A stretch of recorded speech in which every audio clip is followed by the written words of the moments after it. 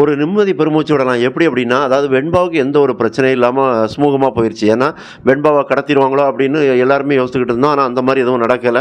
ஏன்னா, அடிக்கடி கடத்தல் அப்படின்னாலுமே அதில போர் அடிச்சிரும் அப்படின்னு கூட நெனச்சிருக்கலாம். அப்ப அந்த இடத்துல இன்னொரு பக்கபலமா யாருன்னா, நாகு வந்து ஒரு விஷயத்த சொல்றாங்க. "நான் இருக்கும்போது உன்ன யார் என்ன பண்ண முடியும்?" அப்படிங்கிறாங்க. அப்ப இந்த கவின் வந்து மாறு வேஷத்துல இருந்துகிட்டு ட்ரை பண்றாரு. எப்படின்னா, வெண்பாவையோ இல்ல மல்லிய ஏதோ ஒண்ணு பண்ணணும் அப்படின்னு சொல்லி அவங்களுக்கு ஒரு வாய்ஸ் ஃப்ரெண்டுட்ட கேட்குறாங்க. அப்போ அந்த வாய்ஸ் ஃப்ரெண்ட் யாரா இருக்கும் அப்படின்னா, சுடர் தான். அது வேற யாரா இருக்க முடியும்? அப்போ இந்த இடத்துல வந்து இன்னொரு பக்கம் இந்த ரகுவோட ஆட்களும் கிட்டத்தட்ட கவின நெருங்கி வந்துட்டாங்க. அப்போ கவினுக்கு நெருக்கடி அதிகமாகுது. போலீஸும் கிட்ட நெருங்கிட்டாங்க.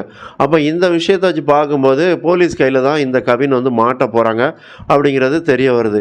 அப்போ இது கவின் மாட்டிட்டா அடுத்ததா என்ன நடக்கும்? கவின் வாயால என்ன சொல்லுவாங்க அப்படின்னா, சுடர பத்தி தான் பேசி ஆகணும். சுடர் கொலை எதுல என்ன நடந்தது?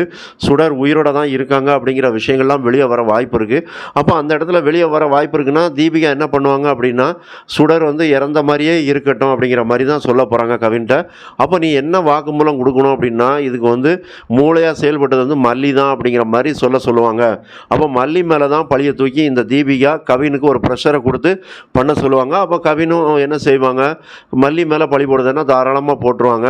அப்போ இந்த விஷயத்தின் மூலமா தான் மல்லிய தீபிகா அரெஸ்ட் பண்ணுவாங்க அப்படிங்கிற மாரி தெரியுது. ஏன்னா, இந்த கவின் வந்து அப்ரூவரா மாறிட்டாரு. இல்ல அவரே வாக்குமூலம் குடுத்திருக்கிறாரு. இந்த மல்லி தான் வந்து சுடர கொலை பண்ணாங்க அப்படிங்கிற விஷயம் எல்லாம் நடந்தது அப்படிங்கிற மாரி கொண்டு வர போறாங்க அப்படிங்கிறது மட்டும் உறுதியா தெரியுது. இல்ல அப்படின்னா, சுடர வந்து வெளிய கொண்டு வந்துட்டு, சுடரையுமே இந்த தீபிகா மிரட்டுவாங்க. ஆக 2 விஷயத்துல வந்து தீபிகா கையில எடுத்து மல்லி மேல பழிய போடுறதுக்கு தயாராவாங்க. அப்போ இந்த பழிய தான் முறியடிக்கிறது தான் விஜயோட வேலையா இருக்கும். அதே நேரத்துல இந்த தீபிகாவோட முன்னாள் கணவர் திலீபன் இருக்கார்ல, அவர் வந்து லாயரா இருக்கிறாரு. அவரோட வேலையாவும் முக்கிய பங்கா இருக்க போது.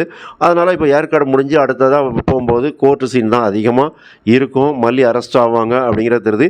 இதுக்கு இடையில ஒரு சுவாரஸ்யமான விஷயமும் நடக்க போகுது. மல்லியோட கர்ப்பம். சப்ஸ்கிரைப் பண்ணுங்க, லைக் பண்ணுங்க. நன்றி.